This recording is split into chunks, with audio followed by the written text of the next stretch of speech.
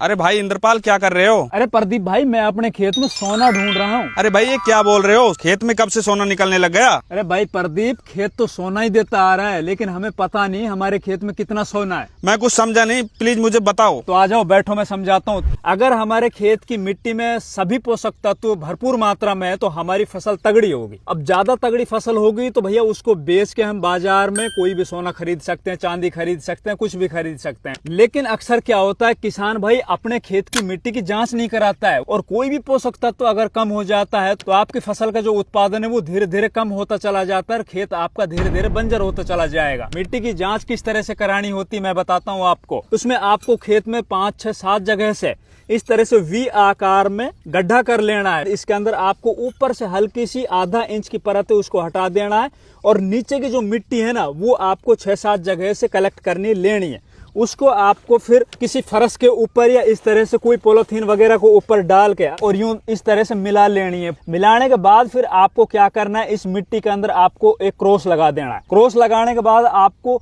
दोनों साइड के आमने सामने के जो 2 हिस्से हैं ना उनको आपको निकाल देना है इस तरह से। फिर दोबारा से इस मिट्टी को मिला लेना, फिर दोबारा इसके अंदर क्रॉस लगा देना।